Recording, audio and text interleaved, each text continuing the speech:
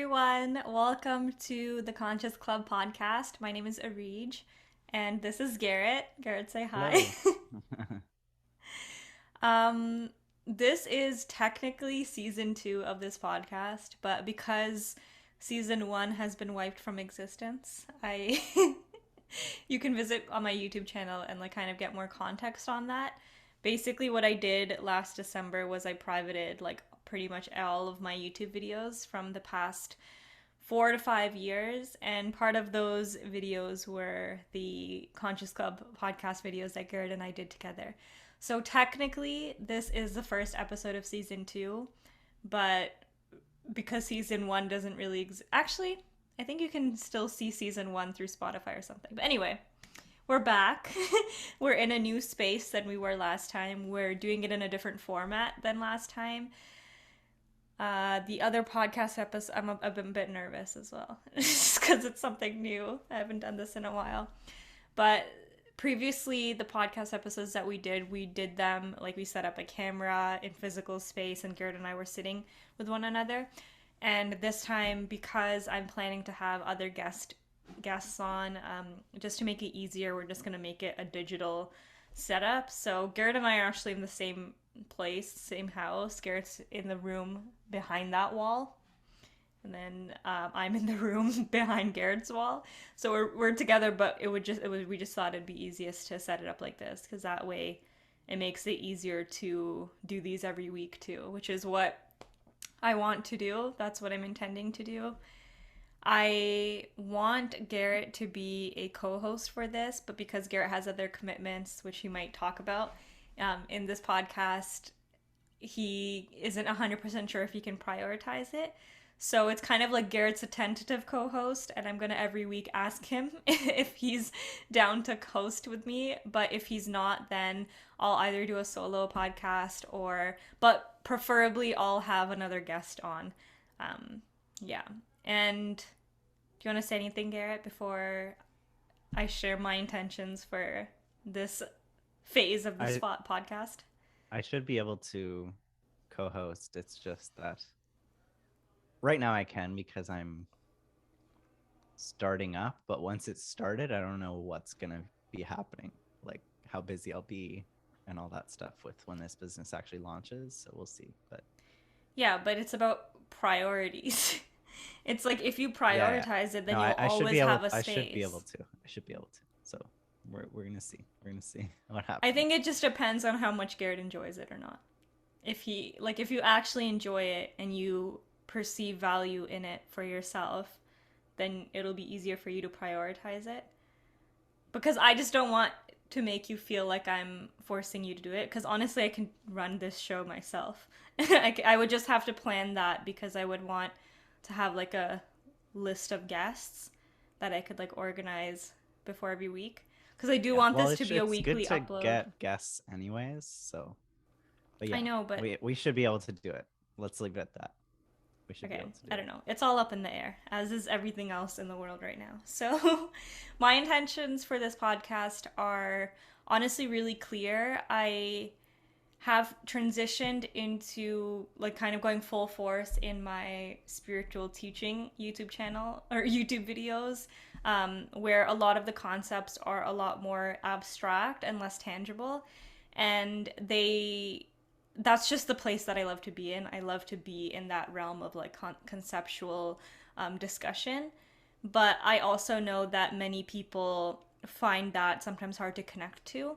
So, my hope with doing Conscious Club podcast videos with other people, especially, as well as those solo YouTube videos where I just talk about energy, whatever that means to, um, I think it'll be a really good way to like ground some of the things that I talk about in my solo videos on YouTube into kind of like a day to day tangible experience. So, for example, when I do energy updates on YouTube and I'm talking all conceptually and abstract, it'll become more obvious, like those same themes will show up again very likely in the Conscious Club podcast episodes every week, and so it'll be easier to like start making the connections for those who are drawn to my work and are drawn to more of the abstract and conceptual is what's another word for that, ethereal kind of discussions, esoteric kind of discussions, who are drawn to those but don't have a full foundation yet to fully understand how to bring those discussions into something that's valuable to you in your daily life. So that's what Conscious Club is for. And the official description that I have under the Anchor FM podcast page is, I think it's something like exploring the experiences of being a human being on planet Earth. So that basically covers everything. We're going to be talking about, I think what I'm going to be really contributing is the experience of being a human being, not just on the physical plane, like what it means to be a human, yes, like in the day-to-day things that we do with our physical bodies, but also being a human being in this current era of accelerated expansion of consciousness, where every single day, at least from my perspective and the perspective of the other people who live in this world with me, every single day it's like we are getting a greater and greater awareness of reality in general.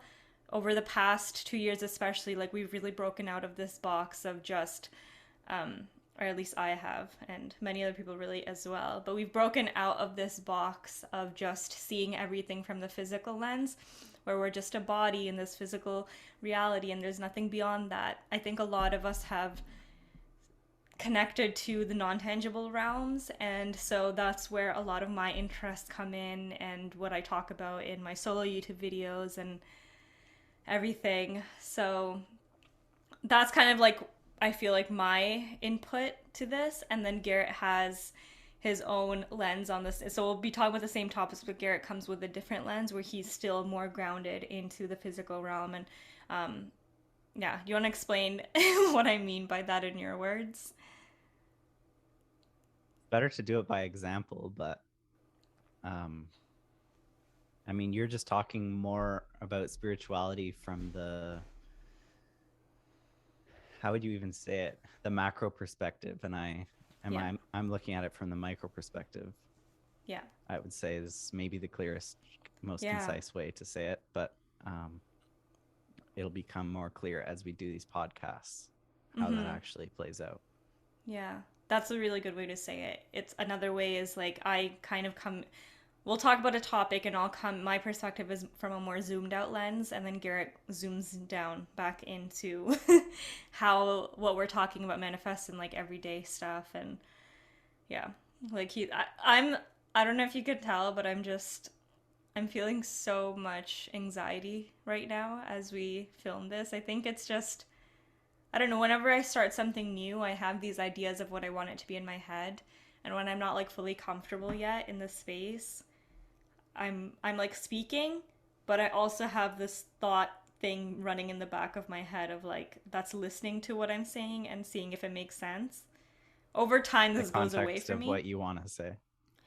I don't know, it's like this experience of I'll be talking and I'll be talking about whatever we're talking about, but then I'll also have this process running in my head that's trying to analyze what I'm just saying and seeing if it makes sense. Critiquing yourself? Sorry? Critiquing yourself?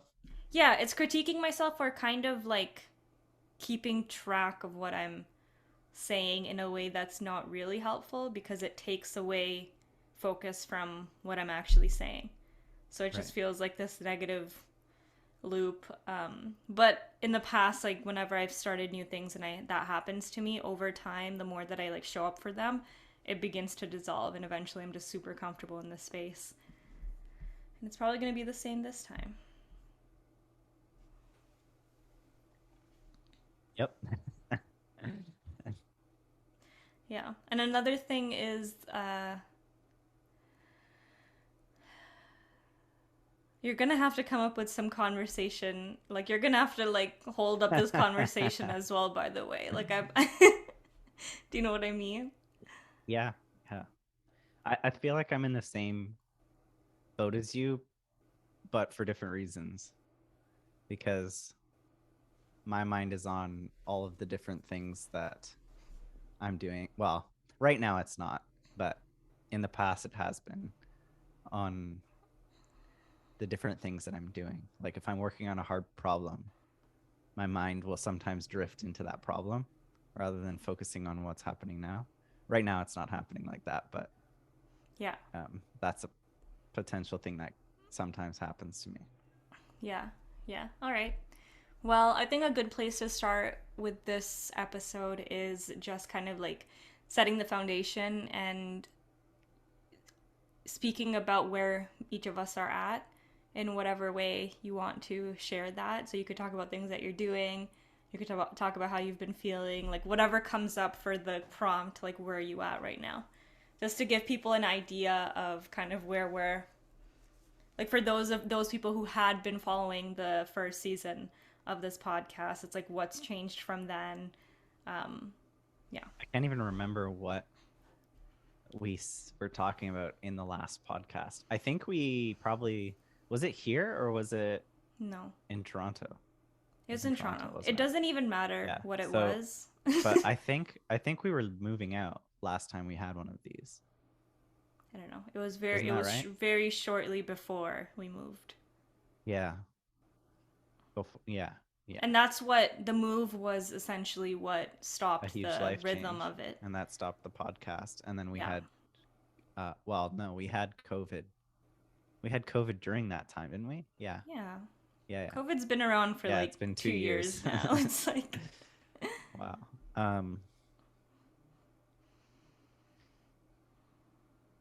So I know what you're going to talk about.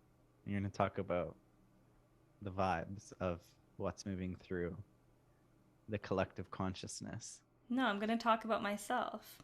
Oh, okay. Then This is about each then of I'll us as talk about individuals that. first. I'll talk about there's a lot of stuff changing in the world. No, speak about yourself first. I am. I'm part of Okay. it. Okay. So because of COVID, so much has changed.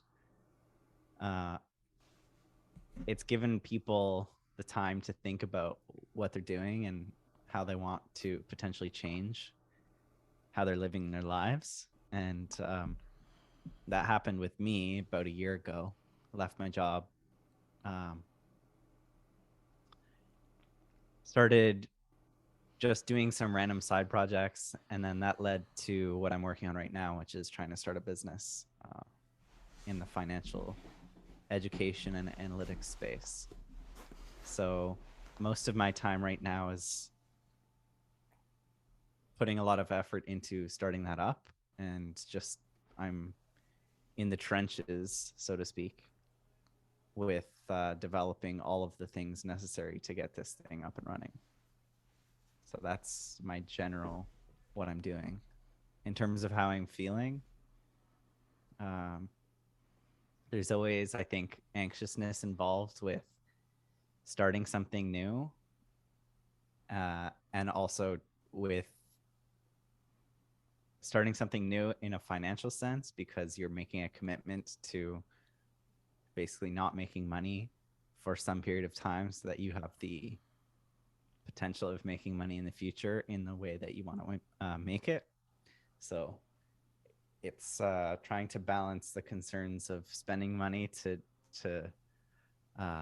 build this product, and the benefits that will come from doing it, and being able to be free and build what I want to build, because that's, I think, the most important thing to me is being interested in building what I'm building. So. Yeah. Do you want to share anything? Is there any details that you can give out about what you're building or what you're working on? Yeah, I mean, for people that don't know, I've been posting some updates on my YouTube channel. It's just my name, Garett McCown. Yeah, I'll link it in the description as well. Yeah, so there's three videos out so far in the series, and essentially what I'm trying to do is show people the process of building this company. So one of the things that I've noticed is missing, or maybe I just haven't found it, is there's not many people actually taking the public through the whole process of building a company and like the day-to-day stuff. Not necessarily like showing every line of code that I write, because this is a software project, but just talking about the random things that are involved with making a business. So I've been updating my YouTube channel with that. There's three videos out so far. But essentially what I've revealed so far is the idea, which is to provide education and analytics for people to help people invest, specifically in the stock market right now, but hopefully as the crypto space evolves a little bit, I can start doing some of the same things for the crypto space. So teaching people about crypto technology, and then I want to focus on providing analytics for companies. So ideally, companies will be able to essentially make stock offerings on crypto rather than through centralized stock exchanges at some point. That's not really happening yet, but it'll come eventually, hopefully. So once that happens, and then companies start posting their financial data on blockchains, hopefully I can pick up that data and help people sift through it to make better decisions, financial decisions.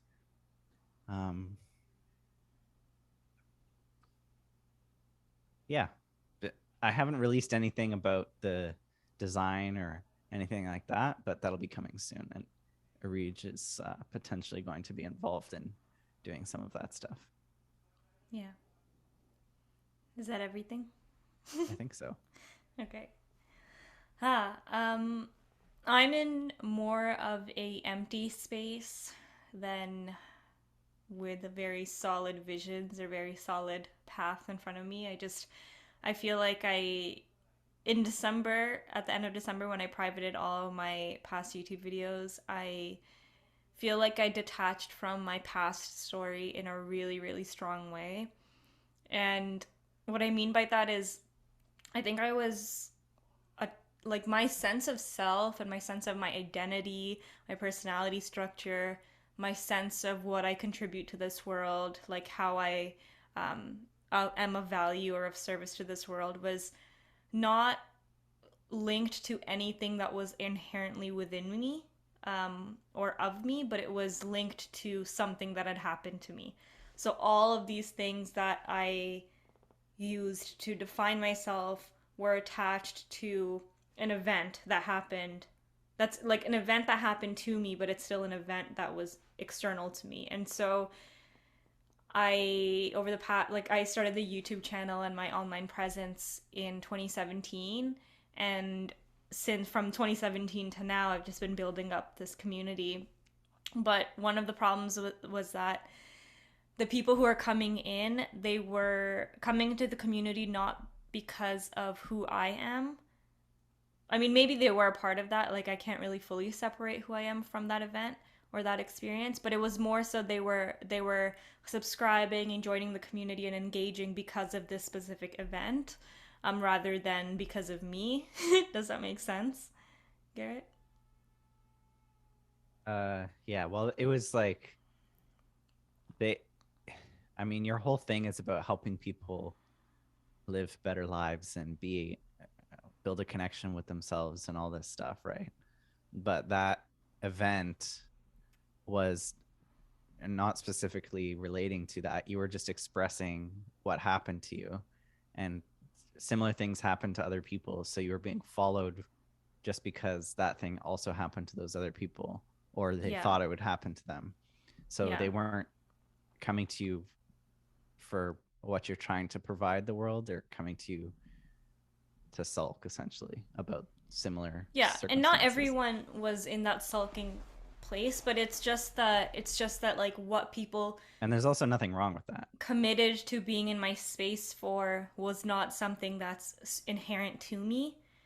And so it felt like as the time. Okay, so by the way, for those of you that have no context, basically the event that we're talking about, or the experience of like having basically culture clash with my family, and being disowned in a way by them, which now I'm like reconsidering the term disowned, because that assumes or that implies that the family owned me at some level. So it's like weird weird process is happening with the word disowned right now. But essentially, like, that's the best way to describe it. It's like I was just kind of exiled from the family because I wanted to live my life in a different way than what they expected of me. So my YouTube channel, I was like sharing about this as I was having the experience, but at a certain point, I kind of like started getting interested in other things. Like it's like there's this finite amount of things that you have to process from certain experiences. And I would say that in 2021 I really began to just like the space between me and that aspect of myself that had gone through that, it was just getting farther and farther and farther.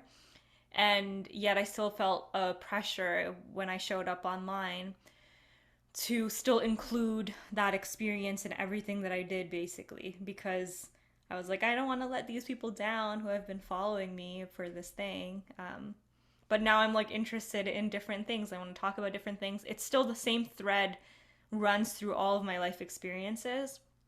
And for that, I would basically just say I can summarize it by it's like the process of freeing yourself from limiting structures, whether it's physical structures, like conceptual structures, so like belief systems, just all of that. It's like the process of my journey so far in this life has just been about that. Like, how much can I free myself from the structures that have been imposed on me by other people? And now it's so like for a while it was very tangible. It was like, well, my family wants me to do this and I don't want to do this. And it was easy to talk about it like that, but now it's getting more and more abstract, where I'm speaking more now about like thought constructs and programming in terms of like how we think and what we believe and what we believe reality is. And that's more of the exploration now, which is where the spirituality is part of it comes in. So I privated all my YouTube videos in December, and I've just been sitting in this space of kind of emptiness because I still have like the subscriber number. It's like 5,000 people on my YouTube channel for like subscribe to me, but those people, I don't really fully see them as my subscribers anymore because most of them, not everyone, but the majority of them, I assume, subscribed or hit subscribe for that past experience or past exploration that I'm no longer really engaging with anymore. And so I'm posting videos and I'm posting things consistently, but I don't have yet like the community that's really what's the word? There's not as much back and forth as there used to be. Like the engagement levels are way lower than they were because I think people are just trying to figure out what I'm doing. People are trying to figure out if they care, if they're interested in it, and that's putting me in a space of like, oh, this is really weird because I had this really strong sense of self and strong sense of what I'm doing in the world and kind of like this whole mission of what I'm doing in the world, which I just wiped last month. And so now I'm like, okay, so now that that's kind of gone, it's always going to be a part of my story. But now that that's gone, who am I? What do I care about? What do I want to do? And I'm still figuring so much of it out.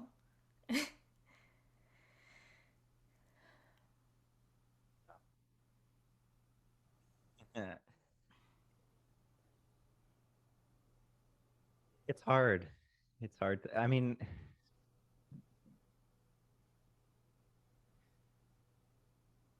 I feel for some reason I have the sense that at some point you'll republish that stuff once you have like a larger audience, just so that people can see it. I Because don't it's know still though. it's still led to your the way you think today and all that stuff. Like I the feel like it's all videos are connected. available though in like True. my course. That's true. I just don't know. The problem was that people are watching these videos that I posted from like 2019 and With no even like early context. 2020. And I was just a different like the amount that I had to still process when I was there. I was like so in it where I was Yeah. like showing up on videos and like really just like bawling my eyes out. And people would find those. It's specifically because those videos were so emotionally intense Hmm. that I felt the need to private them because I was getting people in who were watching that and relating to that level of emotional intensity about the situation and then coming to interact with the version of me that I am now. And I just Yeah. couldn't handle where they were because it's like I don't like I just processed that. I've been through that. I don't want to deal with it anymore. Like I'm over it. I've moved on. It'll be a part of my story, but I don't want to focus or fixate on it anymore. And I just was Mm. no longer relating to that past self. Because I also, like, since then, like, so much has even changed about how I see reality. Like, what I thought the world was, what I thought reality was in general, it was completely different. I didn't, like, when you talk about awakening, it was pre awakening, pre, like, coming out of the matrix, like, all of that. And so to see that version of myself and to attract people who are mirroring that version of myself, it just didn't feel supportive to what I'm doing now. It just didn't feel inspiring to the things that I want to create in the world now. And I just had to, like, completely just, like, rip off the band-aid and like, not, it's not even deleted, but just get rid of it, because I need to build from the place I am now rather than continuing to build on. It's almost like the foundation of the entire online presence had wasn't a good foundation, Yeah. because it was built on something more. It was like, yes, it's positive because I was expressing and healing and etc., but like the foundation of it was negative. It was a negative thing. This traumatic, it was based on this traumatic incident that happened to me, and like I built a whole thing on it, and now I just had to like get rid of the whole thing, and now I'm starting again, but it still feels uncomfortable because i I was so used to like having it all figured out, and then wiping it completely is like, okay, I don't have everything I have no idea what I'm doing now. I know that I have a consistent post. Like, I've the only thing that's keeping me sane right now, to be honest, is that I set up a consistent like posting schedule, and like a Yeah. schedule for every week. That's just helping me move through the days, because there's so much uncertainty and so much like I don't know where I'm going, to be honest. I don't even like I'm doing this content thing right now as well because it's what's in front of me, but I have no more attachment to it.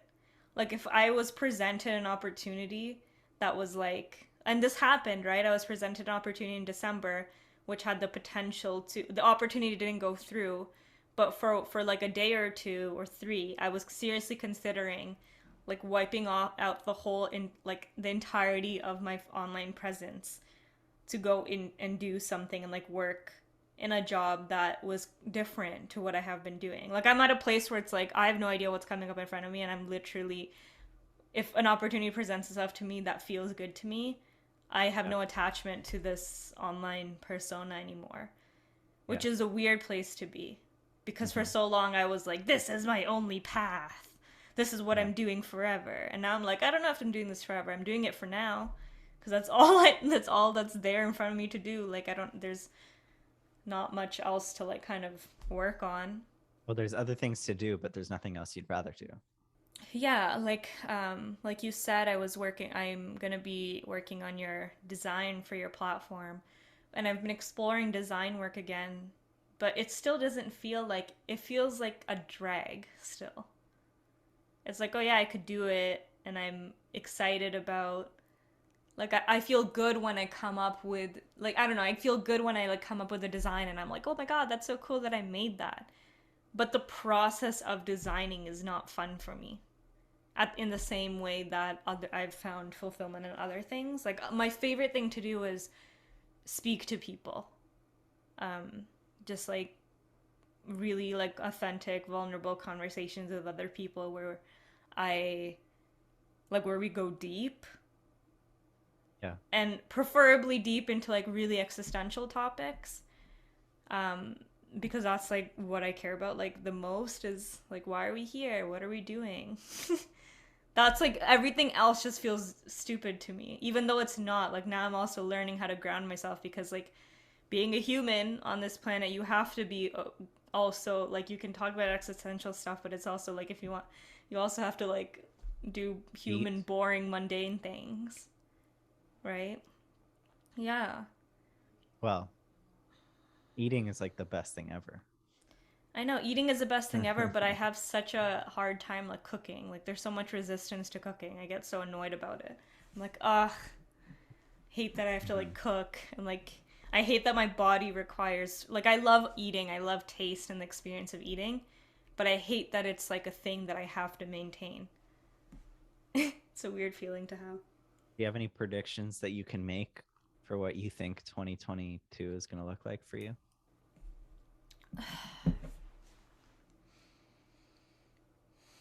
I think I'm gonna be more into a leadership space in 2022, just because I have this feeling that the world is going to shift even more drastically this year than it did in 2020, which is a huge statement to make. And so I think that's going to bring up a lot of like instability within people and even more uncertainty than we have now. Because there's just all of these, and the basis of why I'm saying that is because I'm seeing all of these threads of different sectors in the world, like the financial sector, like media, like all of these things are just beginning to crumble at levels, and it's like nothing feels fully stable at this point, in the way that it used to be. And I am just guessing that it's going to be this year where things are real. It's like the crumbling is going to start to accelerate. And that's going to shock a lot of people at levels as well. I think the good thing is that I think that the COVID thing helped people kind of prime themselves a little more to handle unexpected events. But Funny because well, it's the 16th of January today, and I think 2 days ago, or maybe it was yesterday, that huge eruption happened. oh yeah, And I haven't noticed much discussion about it yet. Like, it's a pretty big thing, and yeah, if that happened like 10 years ago, it would have been on the news for like a month straight. But yeah, now it's just like a transitory. normal thing. Because Transitory. crazy shit happens It's all the time. transitory, just like inflation. Yeah. And this is another sense that I have, which may happen in 2022 or not, but I've really been connecting to the concept of like extraterrestrials. And even if you watch my like solo YouTube videos, just like even communicating, I don't think I've ever actually spoken about that yet because I've been too afraid to. So maybe you'll hear me talk about like directly communicating with galactic beings.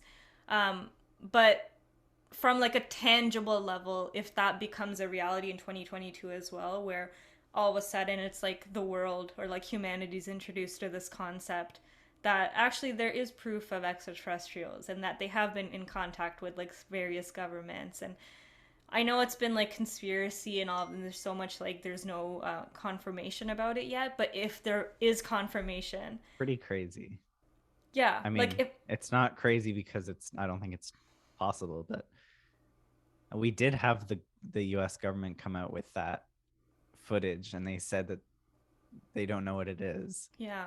and that they don't think it's anyone else. Granted, no one ever trusted the government and no one ever will, but and there could be an alternative reason behind why they would release that information. But at the same time, it seems more likely than ever that some of those conspiracies about UFOs are true. Mm-hmm. And if that's the case, we're in for a show.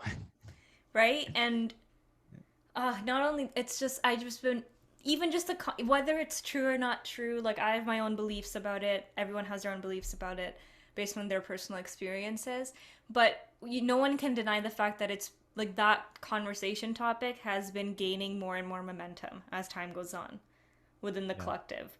Like it's just every few months now, I mean there's a lot more people talking about it. Yeah. Or It just seems probable that there are aliens. It's just a question of, have they been here? Are yeah. they already here? Is those Mm-hmm. things we're seeing in the sky their spaceships? Yeah. Um, Um, so I think that if even okay, so I think a lot of things might be destabilizing, but especially if that specific thing happens, where there's more of like a disclosure on that part, it's going to break open a lot of people's minds in terms of like like Dark Night of the Soul, where it's like, oh, I never considered a reality where that was actually possible. And now what does this mean for my safety? I think that's going to be the first thing that most of yeah. people consider. It's like, okay, does that mean I'm unsafe now? And so like a lot of fear coming up about like potential extra threat. Yeah. Um, But I also don't think that if we haven't died from them yet, it's likely that we won't. Yeah. because if they've been here, they definitely have the ability to destroy us. Yeah. So And sorry, I so lost my train of basically, thought. I'm saying I don't think anyone should be worried about that. I Yeah, but think I think it still ultimately, if that introduces. information comes out, it would be really good for society because I feel like it would help us come together as a species. I feel like more people would feel more connected to each other and put more effort towards helping each other potentially. Yeah, but whether people are scared of it or not, I do think that it will, especially for the older generation who I think our generation and like younger kind of takes it more seriously, the existence of extraterrestrials because we've just been like seeing so much content about it online. But for like the older generation who doesn't use the internet at the same level, doesn't have that information stream coming in, it might be really shocking to them. And regardless, I think for everyone, it's going to introduce a lot more uncertainty about what could happen and like the potentials of worst case scenarios and best case. It's just like it just expands like the field of like possibility of Yeah. what we can each experience now in human as a human. It just expands by a significant amount if that something like that is confirmed. So going back to your original question about 2022, for me, I think that if, especially like I'm excited because if that happens, I feel like I'll be a good anchor point for people to build up a narrative about extraterrestrials and galactic beings in a way that feels very personalized. Like, for example, like the different ways that people, this might sound really crazy to some people, but for other people, you'll know exactly what I'm talking about. Like being able to like telepathically communicate with these beings. So it becomes a very personal experience instead of something that's outside of yourself. Like, oh no, there's like, actually, who knows what they're going to do? But like once you develop a personal relationship with certain races, like certain star races, if you want to call them, the whole thing becomes a lot less scary because you realize that if that's true, by the way, I'm not saying if it's true or not true, this is just one perspective.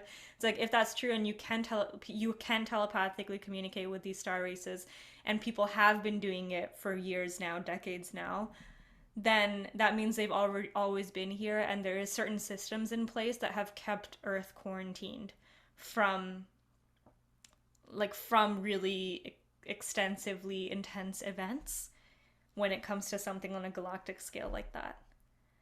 So anyway, that and then also like even it's not alien related, I just felt called to like talk about that specifically. But even if 2022 doesn't have anything alien related going on, even just because I've cultivated a lot of inner stability within myself, and I've become more of a person where people can kind of rely on to access that like optimism because like as things become more uncertain, there's a lot of people talking about like worst case scenarios, and then there's a lot of like future projection going on, and I have a very optimistic projection of the future, and I think that'll kind of lift me into a bigger leadership position because whether what I'm saying is true or not true, whether my perspectives are on point or completely off, like whatever, I think people do enjoy more positive projections than like negative projections, which is what I hate when I like tap into the mainstream news or just any of those sources. It's like it all seems more negative. Yeah. It is. Yeah, like I haven't It's been not paying scenes. attention. It would be interesting to do some sort of compilation of m- media from, let's say, 2000 and get like a sample every year or every 5 years or something like that and just see how it's progressed. Because now it's like breaking news, someone died, breaking news, this Yeah. city collapsed, breaking news, wars. It's like Yeah. every single thing is breaking news. Um, and it's usually about death and destruction Yeah, still. and the thing is And like there's a that lot of stuff is good things happening right now that just aren't being covered. yeah. So, But also, I yeah. think the flaw in that is that yes, there is the death and destruction happening, but they're not speaking about it from a perspective of like the on the grander scale of things. Like when you look out in nature and you notice the role that destruction plays, in the basically like the circle of life or whatever. Destruction is really just clearing the slate so new things can be formed. So it's like to be like doomsday and like apocalyptic kind of thinking. It just honestly does not make sense because I think that there's enough people. Also, this is what's really exciting is that I think I've been really committed to connecting to, and you as well. Like you're a big source of this for me as well. But just like the projects that people have been doing that are really positive, that are solution oriented. Right? I think a Yes. lot of people are very The news has no care about solutions. They only talk about the issues. yeah.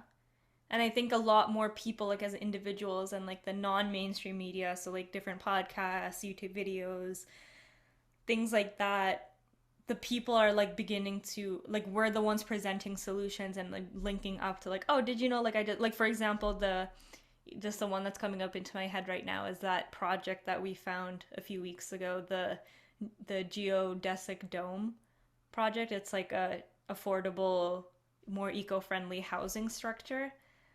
Just things like that, like Essentially, little projects that are, they're not like fully developed yet or anything, but people are true, there are people out there yeah. that all of these problems that we see like coming up that are being shown to us right now, there's actual people and teams working on solutions for them. And so when people just like say the problems and like project like worst case scenarios and like apocalyptic imagery, it's not true. There's so much happening that you don't see yet that isn't being covered. And maybe it's not being covered for a certain reason, but I think we might have fusion power in the next 20 years. yeah. I'm not going to say 100% chance, but I think we have a decent chance of having fusion power, at least in developed nations, Yeah. in the next 20 years, Yeah. which would be huge if it's efficient enough. And it kind of reminds me of like all the stuff I've been hearing about like World War II and like post World War II.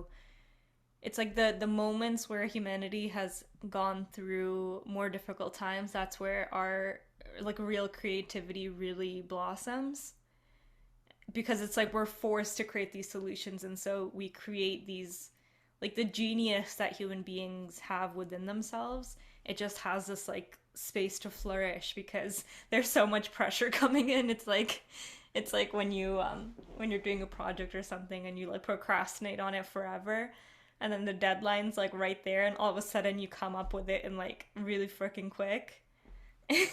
It's Yeah. like that kind of vibe. So I really think it's gonna be one of the things where like we're about to like fall off the cliff in most people's perspective, and a lot of people just give up.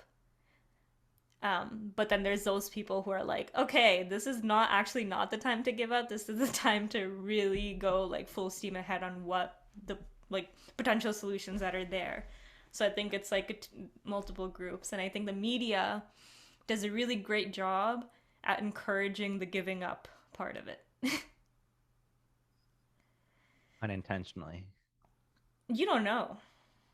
Well, whatever, but they don't explicitly say give up. They just say Why would they what's say happening. that? They just say all the problems. That's Yeah, their. but when you say all the problems and you But I create think they're this like doing it because their incentive structure is more views, and people don't need to know when they're safe. Well, sometime if they're in grave danger, maybe they need to know when they're safe. But people care more about identifying the problems than they care about identifying the solutions that already exist. So I think it's just in the incentive structure to they get more clicks from saying what's wrong than what's right. sure. But I'm saying I think the struggle now is really how do we get people away from that? Because if you're someone who just watches that kind of content all the time, like for example, that person in our life that we're not going to say the name of it, but and this person isn't like closely related to us, but that person who's constantly looking at bad like crime and all of these things that are happening, like Yeah. purposely like addicted to it. It's like the state of mind that she finds herself in is so destructive. And like anyone who just is constantly consuming negativity and like worse things that like bad things that are happening, it turns your reality into like this really scary and hostile place, and you just want to like cover yourself and just like do you just want to be like safe. And so like creativity and solution oriented thinking is not um, supported when you're in that kind of state of mind.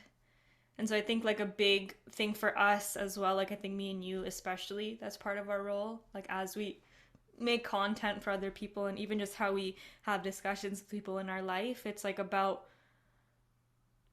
kind of helping people stay out of that state of mind so that they could stay focused on, okay, we're here, let's accept that we're here, but how can I contribute now? Like, what is something that I'm skilled at that I can help with? Instead of just sitting and watching and feeling paralyzed by how Yeah. like it's the hopelessness is so destructive. Yeah, the algorithms too with social media are kind of an extension of the news problem, the mainstream news problem, because they're just like the trend towards all these really quick snippets of meaningless things is, but it's interesting, mildly interesting to keep you watching.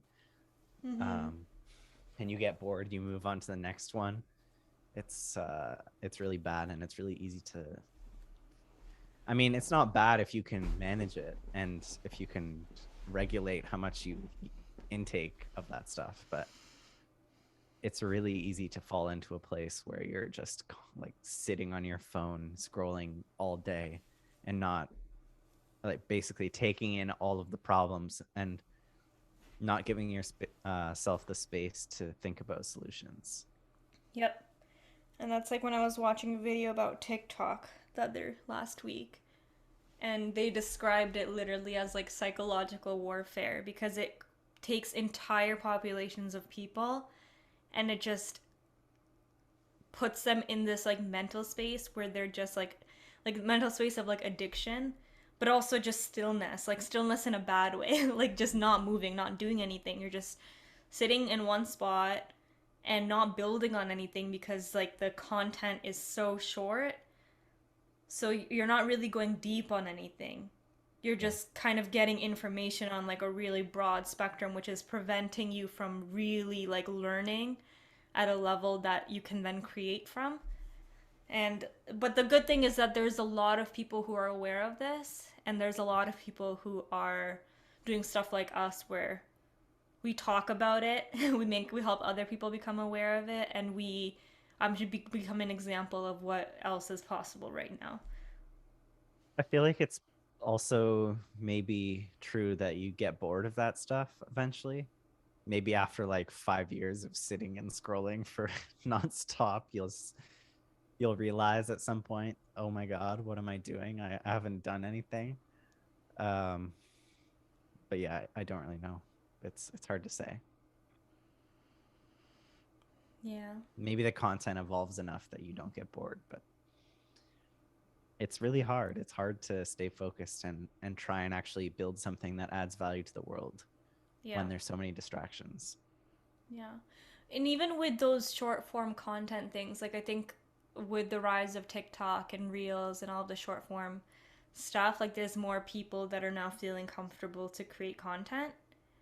Whereas like remember Mhm. when we started YouTube, like even 2017, it was so weird to people that we were like doing it as individuals. Like it still wasn't common, but now like with Instagram, it's like everybody kind of, or no, especially with TikTok, like having public accounts and making content, Yeah, it's it's become more common. Yeah, normalized.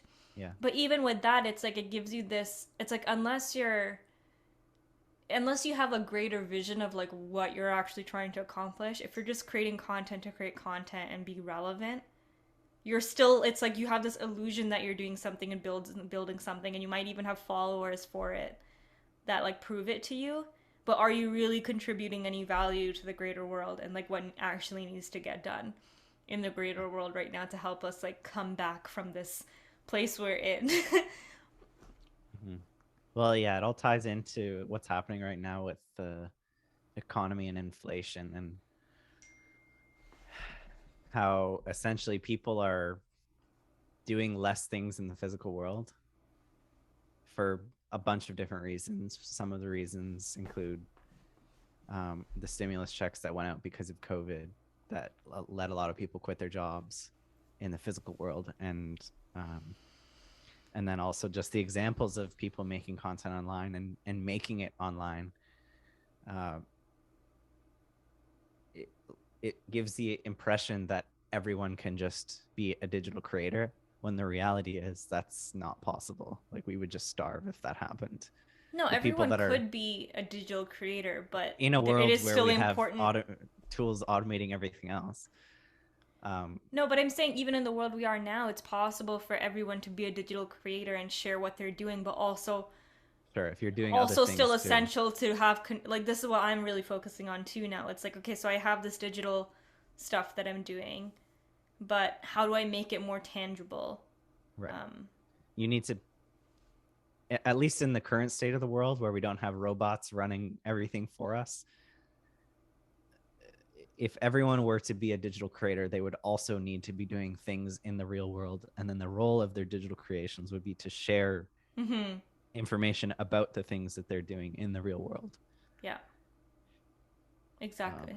yeah, so that seems to be missing. And then, so there's this whole trend of, I don't know if you read it, I don't know how true it is either, but I've heard that the number one job for what do you want to be when you grow up in like public Mm-hmm. school is like content creator or Yeah. whatever.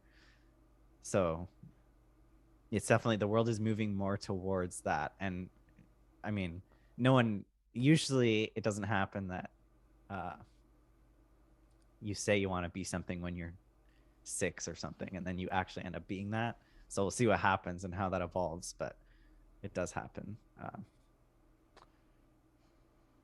Yeah, it's gonna be really interesting, and automation will allow more people to be thinkers and to just be entertainers and creators in that way that I think a lot of those kids are thinking about being online creators, digital creators. Um, yeah, there's a lot of work to be done before we get there. Yeah, but I do see a lot of value in people expressing themselves more Oh, fully, for even in sure. an online space. But I do think but I also have this sense that like I think the kids are just saying that because they look at the other jobs that are around them with the Yeah. adults in their life, and it's like they're looking at the adults working like the shittiest like 9 to 5 jobs. Like they're seeing their parents just hate their lives because of work that they have to do. Yeah. But I think that is already changing as well because people are learning how to, well, even just with the fact that so many jobs are have transitioned to remote now, and Yeah. people are being able to like curate a lifestyle for themselves that where they're doing equal like work in the real world, and also having like a balance where they don't hate what they're building. Yeah. Um, I think the gig economy is going to be really big over the next 10 years. I feel like a lot of work is just going to be gigified. can you explain And that? I keep hearing that term, and I've looked it the up gig a few economy, times, but basically where everyone becomes a contract worker and you oh, just do odd things and mm-hmm, um, work the hours you want to work and all of yeah, that stuff. And I mean, oh for work. sure. It doesn't work in a lot of, like, for example, it doesn't work in manufacturing very well, unless you have some sort of large pool of capable workers. But that's not happening because most people aren't going into trades where they learn how to build things. Most people are going into like digital, whatever, like some sort of thought job rather than a creation job.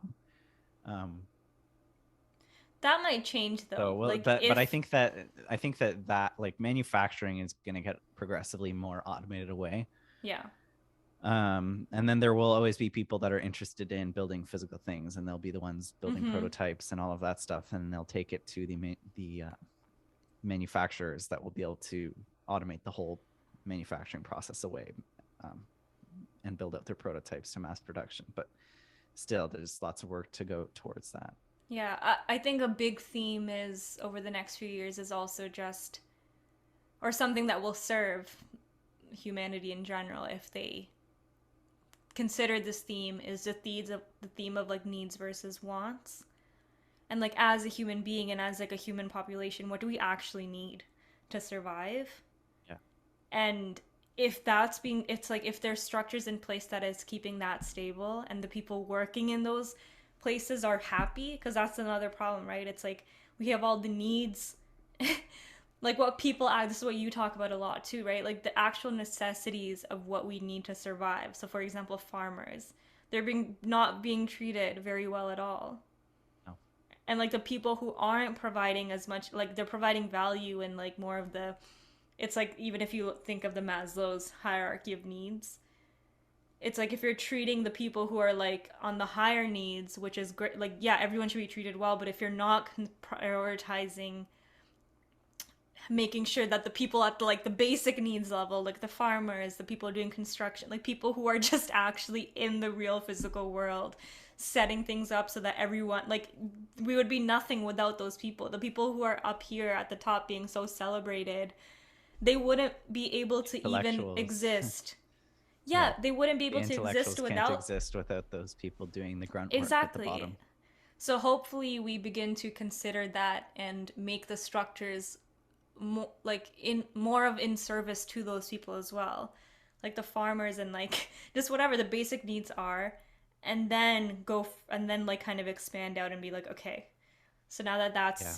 good. And I and swear this is I've talked about this on every single episode of this podcast, but yeah, it's the farmers and the builders. Like those are the people that keep society alive, and there's essentially no, at least when we were in school, there was no discussion about yeah, either of those things. yeah, So it's pretty insane. It's like we could be putting so many more resources into shoring up our food supply chains yeah, and our construction processes, and just it would make it life so much easier for so many more people, and it would allow people to um, explore the non-necessary things more yeah, easily. yeah. I don't want this podcast episode to be very much longer than it is, but one thing that I wanted to say is like we always talk about this in terms of how much fluff there is now and a lot of the jobs that people are working, they're just kind of like, it's like they're doing things and they're adding value, but on the grand scheme of things, they're not really adding value to the world. It's like they're doing things in favor of like the smaller structures to like keep certain things, but then even that, like so much of it can get cut. And it's just there's a lot of inefficiency right now in the systems that are holding our world together, and I think that as more things happen, like for example the natural disasters, like things like pandemics, things like whatever we're seeing, the instability, those structures are just gonna, the inefficiencies are just not gonna be able to, like it's just gonna crack more and more and more. And I think our lifetime is gonna be really big in seeing, it's like the crumbling while simultaneously building, because I think it's not just gonna crumble and that's it and where we have nothing. I think it's gonna be crumbling and then simultaneously new systems coming in to replace it. I think there's going to be a period of like discomfort maybe because we don't fully know until we know. But yeah. Yeah, I don't think society is going to collapse, but there's definitely going to be a lot of change happening. A lot especially of with automation. Automation is going to be able to cut out so much of that fluff that we're talking about. Yeah. Where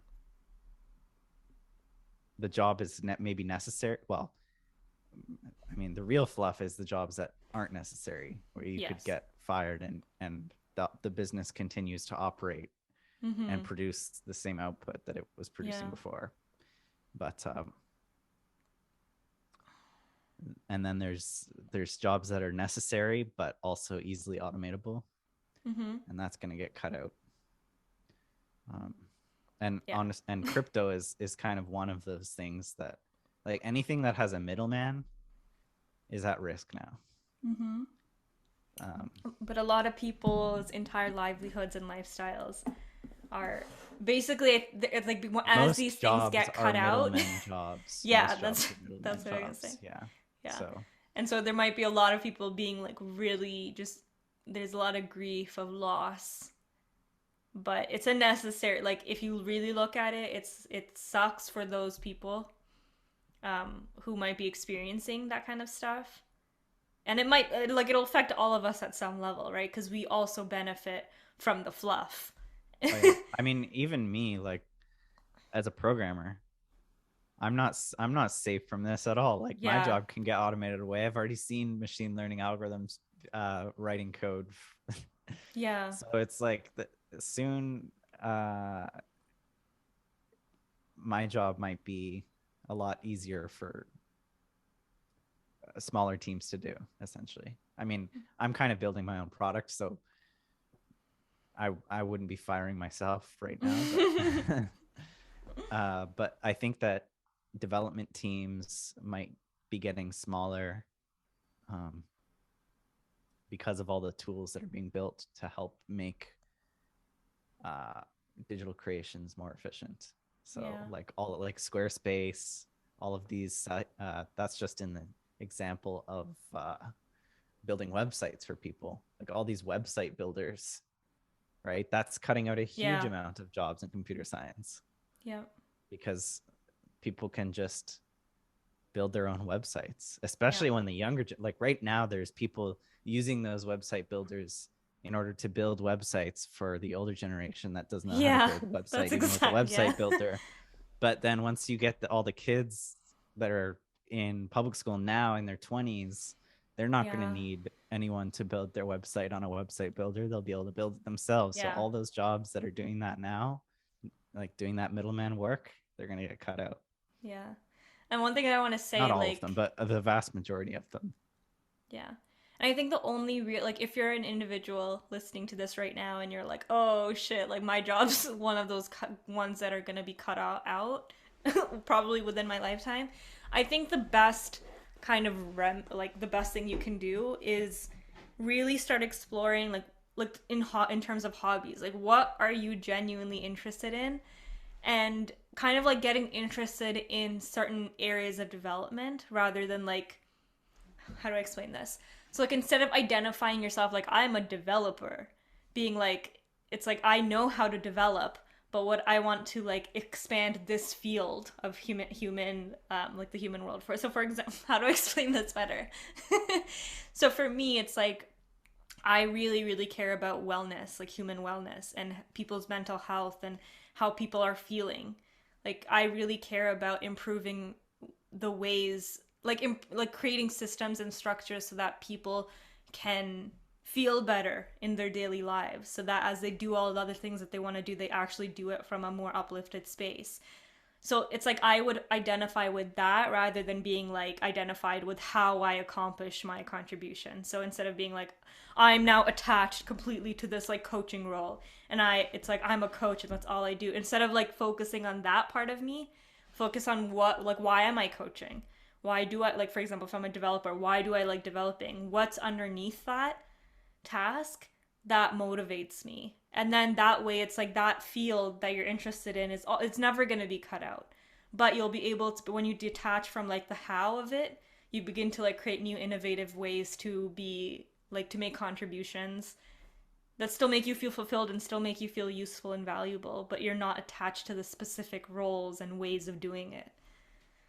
Yeah, I feel like the main thing is that everyone is going to have to become more open to learning new things and Mm-hmm. working in new ways, Yeah. because there will be many things that will get automated away and you will have to change the way you do things. Yeah.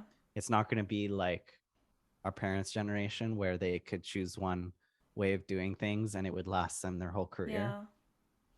Yeah. People are going to have to be agile and Yes. change and being open Flexible. to new ways of working and filling gaps, new gaps that open up, Yes. because the business environment is changing so fast now Yeah. compared to how it used to. Yeah. And that's like kind of how I feel right now too, because like I've really had to confront that because I'm in this space of emptiness and I've like detached from this like identity of content creator and coach and all this stuff that I was doing. And now I'm just like, okay, what do I care about?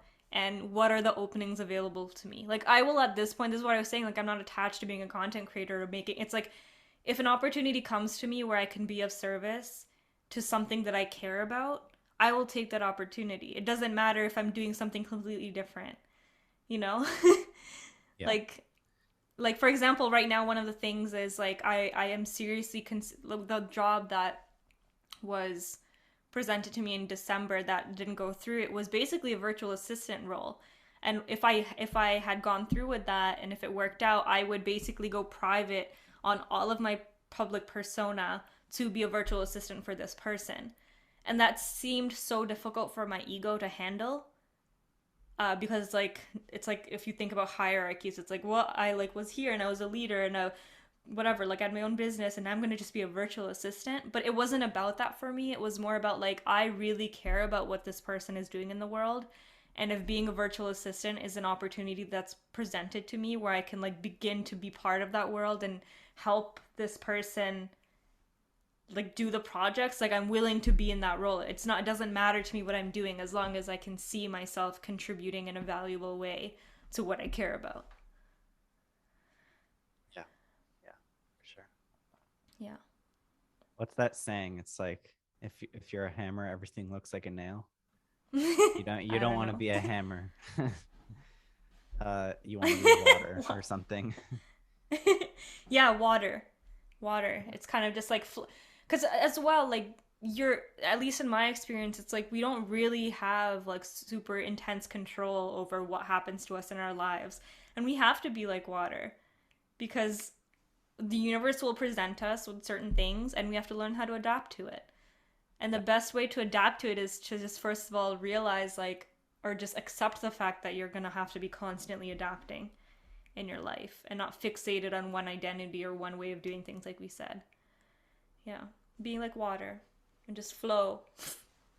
Be led. That's one of my things that I love talking about in my like programs and stuff. It's like being led by life instead of like had the balance between like planning and then being led by life. Like create the rough structure of what you want your life to look like, but then also leave a lot of room for life to lead you where it wants you to go. Because usually like the universe and the greater structure knows better than you do about where you're most useful.